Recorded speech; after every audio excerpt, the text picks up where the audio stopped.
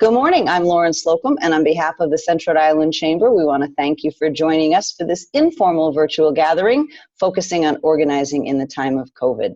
Please join me in welcoming our presenter today, Rachel Fontaine, Fontaine Organizing. Morning, Rachel. Good morning. Thanks so much for having me. So I have some slides I'd like to share as we go through the presentation. Feel free to interrupt me with any questions or share questions in the chat, and I'll stop and address them as they come up. I'm going to stop my video because it distracts me, and just give me a second to share my slides, and I'll be right back.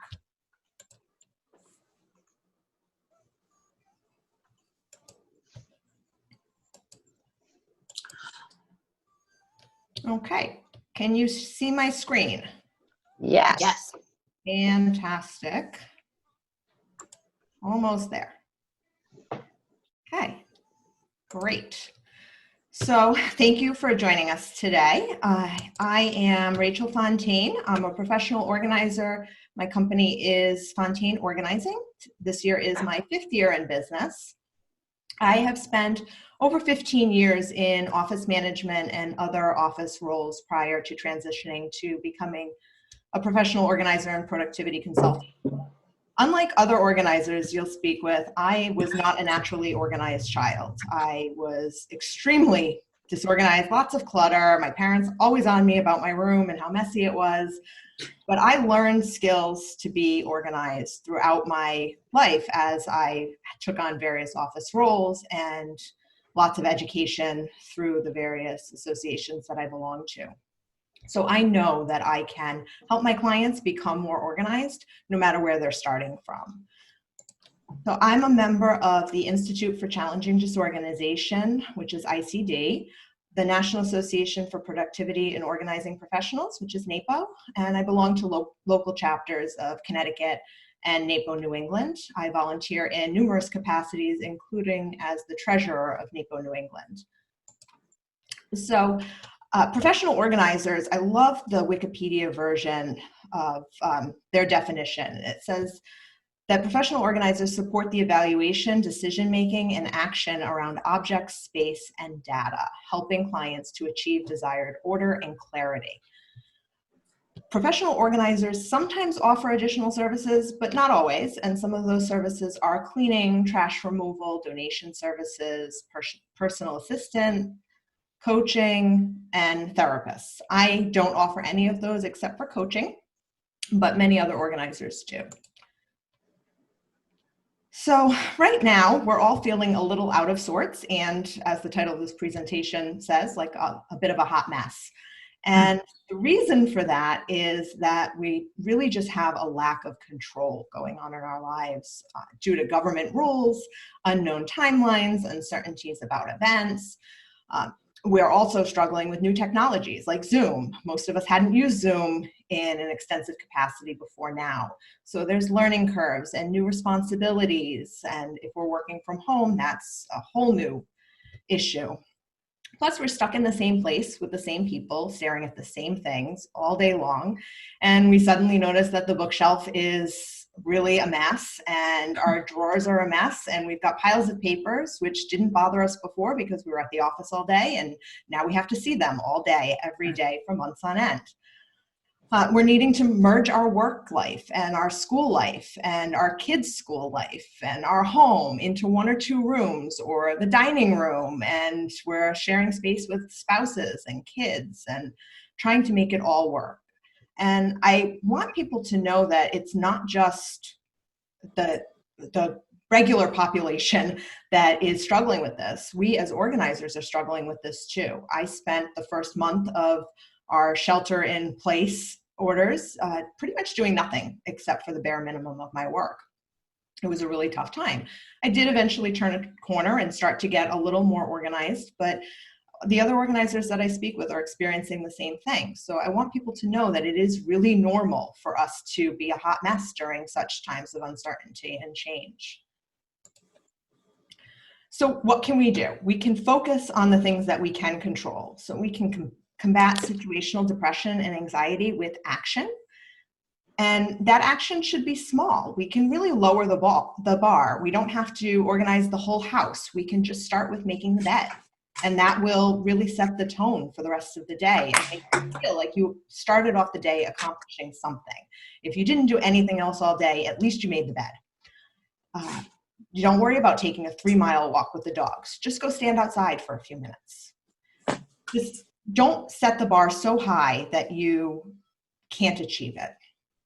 And find ways to help others.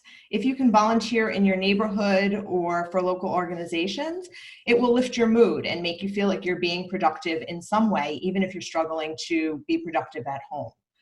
Stop looking at your phone, the computer, the news for periods of time. Put away your phone in the afternoon. Try like 2 o'clock, put away your phone. And then in the afternoon or late morning of the next day, take it back out and notice that nothing really happened during that time that required you to be looking at the news. Nothing really changed. The news articles will be the same. And you'll find that your stress level reduces the more you step away from those things.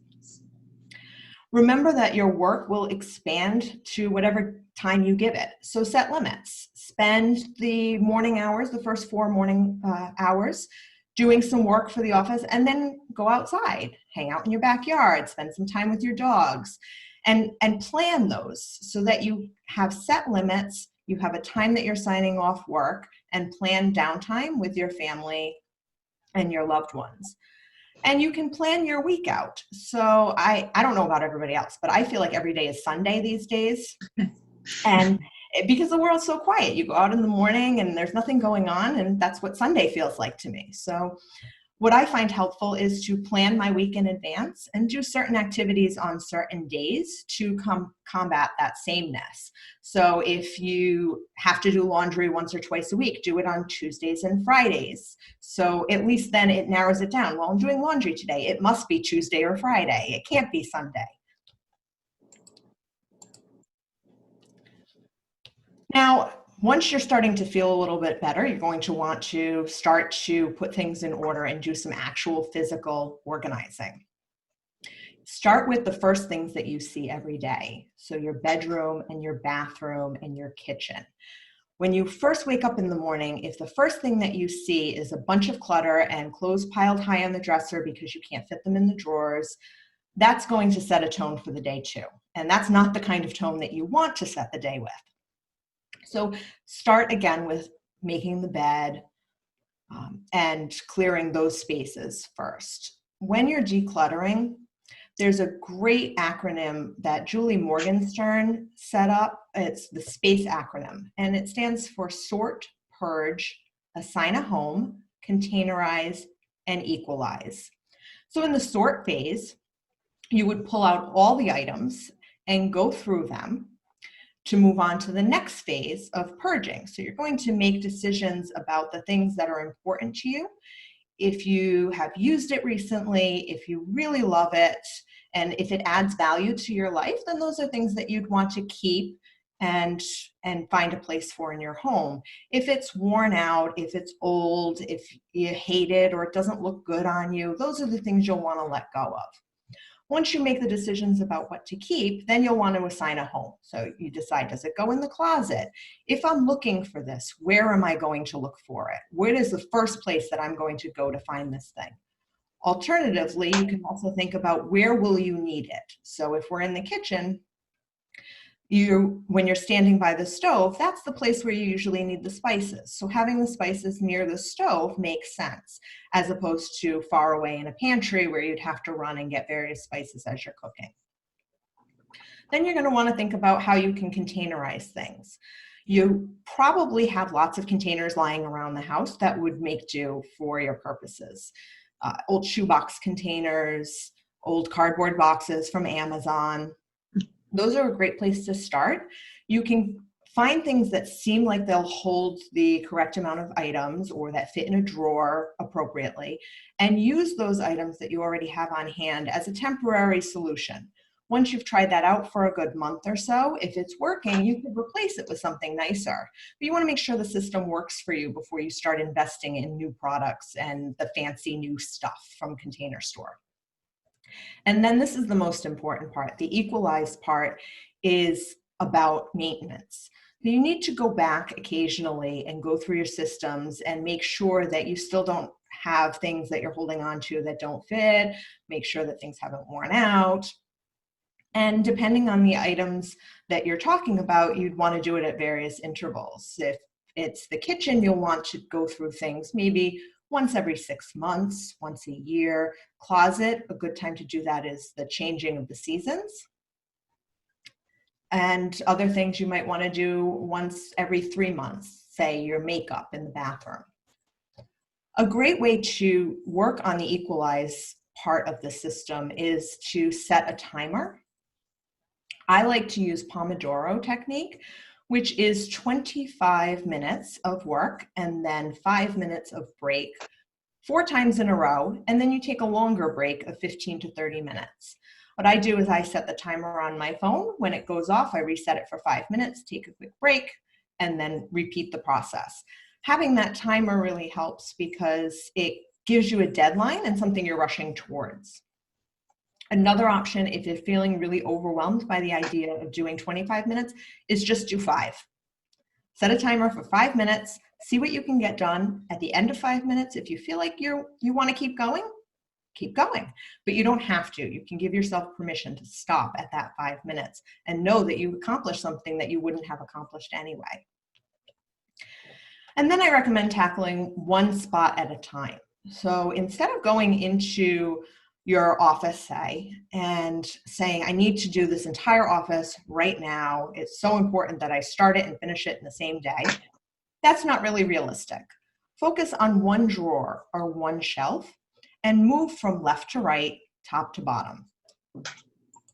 So this next slide, you can see in this picture that it's really a quite cluttered bookshelf.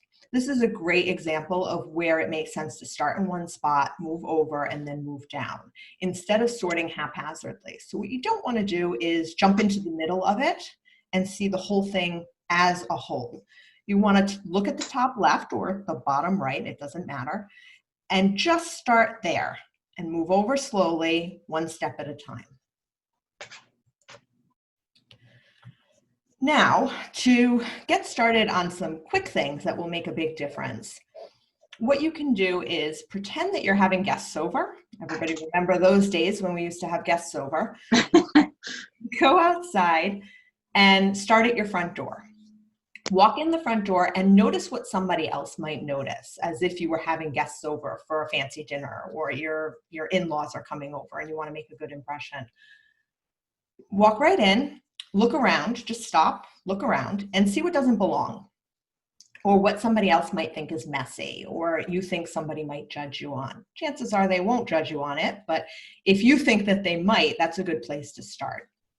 Another really quick, easy thing to do is to discard any clothes that don't fit. If your favorite ex or your ex's new partner saw you in those clothes, would you be embarrassed? That's a good way to tell whether you should keep the item or not. One thing I really love to do is tackle cord messes. So we all have a 1,000 electrical cords and charger cords hanging around, and they become a big tangled mess. A really quick fix for this is Velcro cord wraps. You can get a whole bunch on Amazon for cheap. They come in rolls. You cut them off to the size that you want.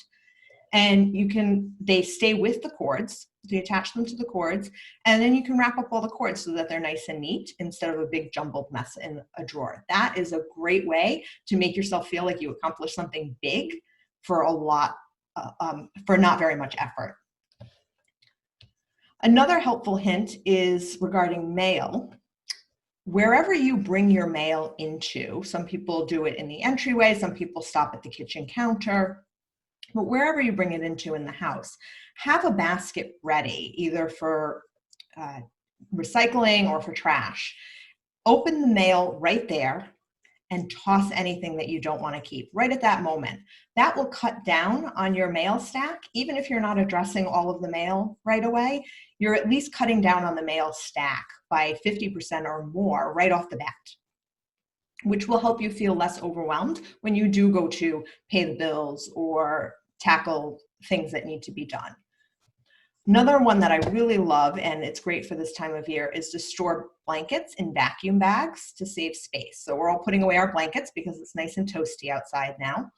And they take up so much space, the quilts and the heavy blankets. And if you get vacuum bags, you suck the air right out, and it cuts the amount of space that you need down dramatically so that you can just throw it on a closet shelf. What I really like to do is to create work blocks in my calendar to set time to do these things. I use Google Calendar. I find it's great. You can set up as many calendars as you want.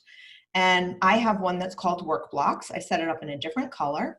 And I'll put things like walk the dog in my calendar so that I can make sure that I'm doing that and not blocking over that time with something that's less important.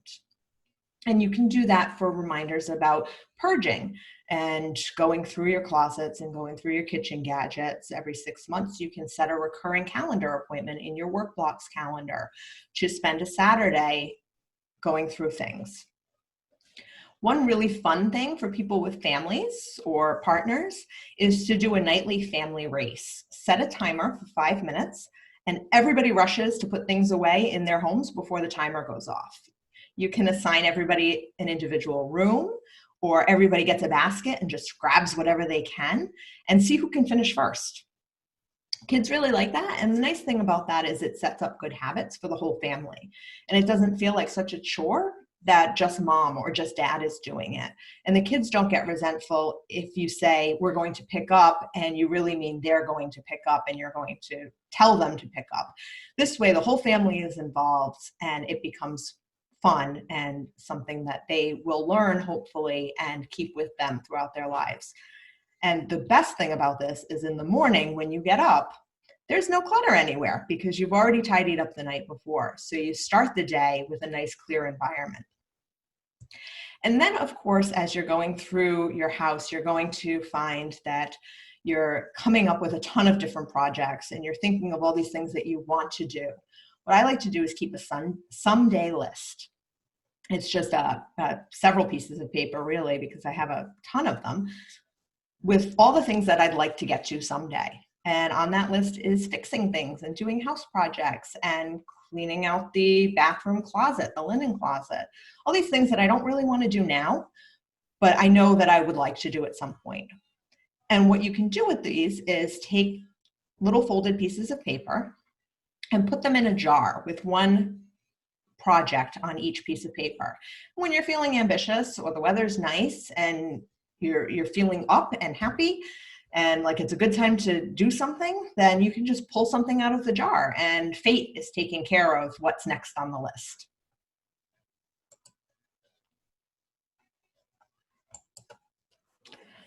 Now, if you're going through all the things in your house, you're going to want to know what you should keep and what you shouldn't keep, but also where you're going to send those things. Right now, in the time of COVID, most things are closed, which is causing a big problem for people who are trying to let go of things. If they are feeling productive and able to move through their organization projects, then the next thing that they have to do is find a place to get it out of the house because you don't want to be storing it in the basement indefinitely. So some things that are open right now and some options that are available are givebackbox.com. That's a really great option. You can take any Amazon boxes or any cardboard boxes that you have around the house. They'll give you a prepaid shipping label and you package up your stuff and you send it off. Their website is very user-friendly. You can find out what they accept. And it's just very easy. Another great option is curbsidetextilerecycling.com. They will schedule weekly pickups for you if you want. You can go through your closet a little bit at a time. They'll come and get them. They take shoes, they take other things. And they don't just do recycling, they do some donation as well. If you have higher end items, the Real is a good option. They're still working and they do contactless pickup of things and virtual assessments of your items to see if they're things that they can sell.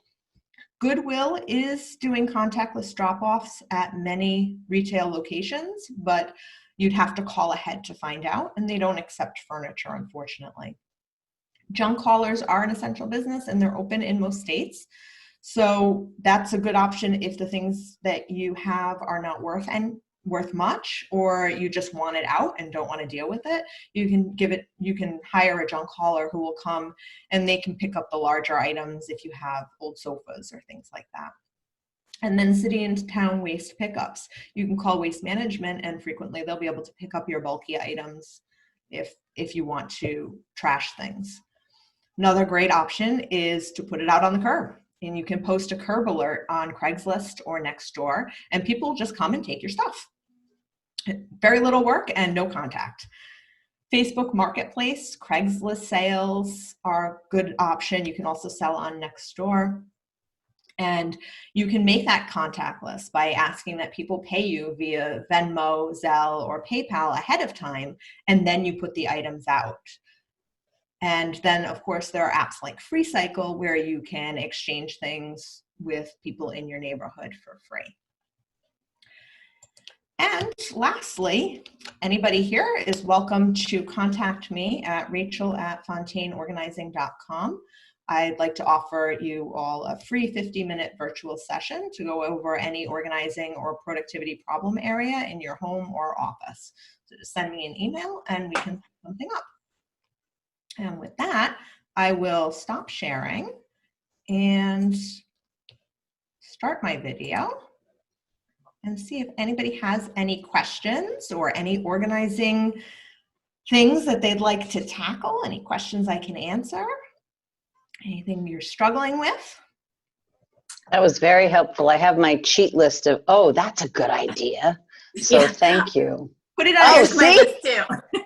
Yeah, you can't really read mine, but they're there. I know I didn't have a notebook, so I was like, what piece of paper can I find? What napkin can I write on that's close by, right? No, I thought this was great, Rachel. The thing you said about with the purging, the setting of the timer. Can you go over that one more time? Sure. So are you talking about the nightly one, the resetting, or when you're actually doing the work? When you're actually doing the work, it was like 20 minutes and...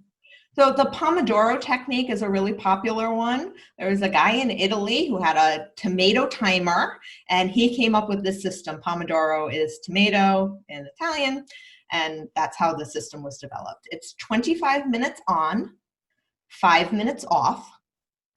You do that 4 times in a row, and then you take a longer break of 15 to 30 minutes. I didn't say this in the presentation, but what I personally like to do when I'm on days when I'm working from home is I'll do 25 minutes on, 25 minutes off. And that was a great tip from Janine Kavanaugh, who is another organizer that I'm friends with. And what we do is set the timer for 25 minutes, do 25 minutes of work, and then set it again for 25 minutes, and then go do the laundry, take the dogs out, read my email, do the personal stuff that otherwise would be interrupting my work. So the truth is that normally if I don't set a timer, I'm checking my email while I should be working. Or the dogs will bark and I'll take them out when I should be working. This way, the dogs can wait until my 25 minutes is up, and then it's their 25 minutes. And I find that really helpful for work from home days. Does that answer your question, Jennifer? Yes, thank you. Denise, any questions?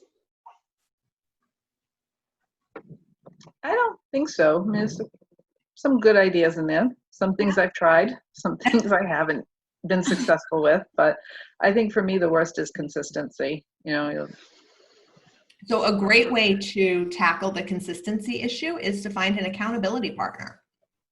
So we as organizers act as accountability partners for our clients, which is a big part of what we do. But also you can find a friend or a family member who could be an accountability partner with you, and you're doing the work together. So they're expecting you to report back that you've done something. I personally have 3 accountability partners for various things in my life, and without it, I'd probably get nothing done. So I highly recommend that if you're struggling with consistency. Okay. You had also talked about, I think a lot of people run out and buy all those containers, and then all you have is these containers, and you're like, okay. But do you find any in particular that are helpful? Like the drawer organizers or something that you find helpful? Yeah. They're shoebox size plastic containers. They have a lid. This one, I don't know what happened to the lid, but these things are great. I use them for everything. I have a stack of them behind me. They hold my office supplies. They fit in most drawers, so you can fold t-shirts into them. You can fold kids' clothes into them. You can use them for socks and underwear. They're really versatile. So I love these containers, and I buy them in bulk, and I use them throughout the house. And sometimes I rearrange things like I did with my office the other day and find that I have extras. So this will go back down in my stash for the next organizing project. Great. So those are really great. So if you're looking at sort of that, you mentioned start with what you see in the morning, but if you're trying to look from your desk perspective, is there any best sort of starting place? I like the mail trick. That's sorted then instead of when the basket's overflowing. Where do you kind of start with that? Start with what's right in front of you. So this is similar to my bookshelf example. You start with just one area and work your way across. That's for the people who are overwhelmed. If you're not feeling overwhelmed by it, you can use a different strategy. You can pull everything off and sort them into categories and then make decisions out of those categories. But if you're feeling overwhelmed, which most of us are these days, I like to just start in one corner and work my way across. Or a drawer. I don't have any drawers, so that's not a good example for me. But if you off have tables right now. Yeah, you can just pull out a drawer and go through that drawer one item at a time. Pick one item up, one pen at a time. Does this pen write? Do I like this pen, even if it does write? And if not, toss it. Do I need all these pieces of paper? One thing I will mention is that once you start to tackle paper, it can become overwhelming very fast. Mm-hmm. Paper is one of the hardest things to deal with because there's so many decisions. If you think about it, you have a bookshelf where maybe you have 30 items across the shelf. That's 30 decisions you have to make, one at a time. Do I like this book? Do I not like this book? 30 times, and then you're done. With a stack of paper like this is 500 decisions. So 30 in, you're this big, and you're already overwhelmed. You're tired, and you need to take a break. So I like to remind people that they will probably exhaust themselves very quickly on paper. Good to know. Jennifer, any other questions? No, I thought this was great. This is really great. Yeah, and I'm wondering, are we going to put it on Facebook? I know we're going to put it on YouTube, but I think the Facebook link to it would be great too. Are you okay with that, Rachel? Yeah, sure. Yeah, that will be fun. So if there's any other topics that you want to cover, I think have got one more that you're going to do for us, don't you? I do. We're going to talk about splitting time between the office and home as people start to transition back to work. So kind of a where am I working today thing. Awesome. That's great. Thank you so much. Really appreciate it.